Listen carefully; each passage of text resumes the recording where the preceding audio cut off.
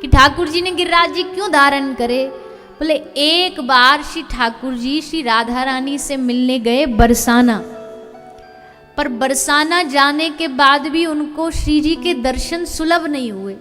सखीन ने मना कर दी कि आपको दर्शन नहीं होंगे। तब ठाकुर जी ने ये प्रण लिया, बोले अब हम ऐसी लीला करेंगे कि हम श्री जी तक नहीं आएंगे, तुम सबरी सखी श्री जी को लेके हमारे पास आओगी दर्शन करवाने।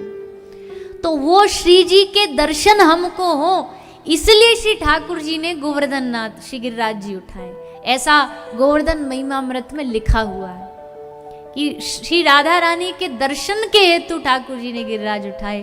और तब सांडिल्य ऋषि ने आज्ञा दी कि इनकी शक्ति को बढ़ाना है तो इनकी शक्ति को यहाँ लेकर के आओ।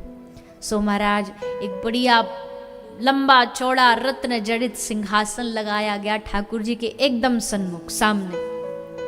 और तब सब सखियों के साथ बड़े ठाठ के साथ हमारी श्री किशोरी जो आई हैं और आकर के उनको सिंहासन पर सामने बिठा दिया गया। बोले अब ये इनको देखते रहेंगे और वहाँ जो शक्ति का पुंज है हमारी किशोरी जी वो इनको शक्ति सप्लाई करती रहेंगी। अब चिंता नहीं कर मैया, अब इनकी शक्ति आके बैठ गई है, अब वहाँ से सारी कृपा बरसेगी।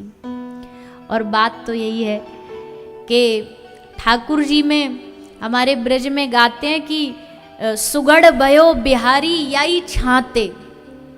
ठाकुर जी में जितने भी गुण आए ना, जितनी भी सुगढ़ता आई है, ये सब श्री जी की छाया में रह के ही आई है, इनकी परछाई में ही आई है, इनकी कृपा से ही आई है। सब गुण सीख लिए ठाकुर जी ने। हाँ एक गुण फिर भी रह गया भैया, अपराध नहीं हो क्षमा, पर हम अपने भाव से कह रहे हैं, एक गुण फिर भी रह गया। क्या? बाकी सब गुण तो श्री जी से ले लिए, पर एक गुण क्या रह गया? बोले ये रह गया कि श्याम सुंदर के समक्ष जाने पर श्याम सुंदर हमसे हमारी क्वालिफिकेशन पूछते हैं। क्वालिफिकेशन मतलब गुण पूछते हैं, हमसे हमारे अच्छाइयाँ बुराइयाँ पूछते हैं। लेकिन जब आप ये ऐसे ही जब श्री जी के सामने जाओगे, जब किशोरी जी की शरण में जाओगे, तो वो गुण अवगुण देखे बिना ही तुमको अपना कर तुम पर कृपा कर देंगी। यह गुण श्री जी में ही, ये ठाकुर जी में नहीं है। ये गुण ठाकुर जी में नहीं, ये गुण केवल और केवल श्री जी में है।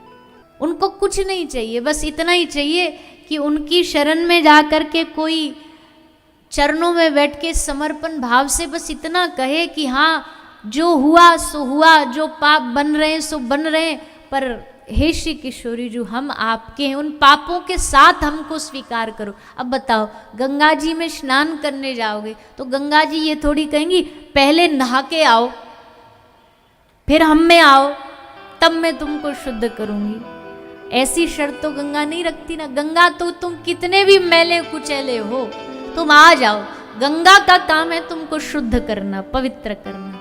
वैसे श्री जी कहती हैं तुम कितने भी पापों से युक्त हो, तुमको धो करके पूरा मन साफ करके आना, ऐसा नहीं तुम आ गए तुम आ जाओगे तो स्वतः ही मैं तुम पर कृपा करूंगी।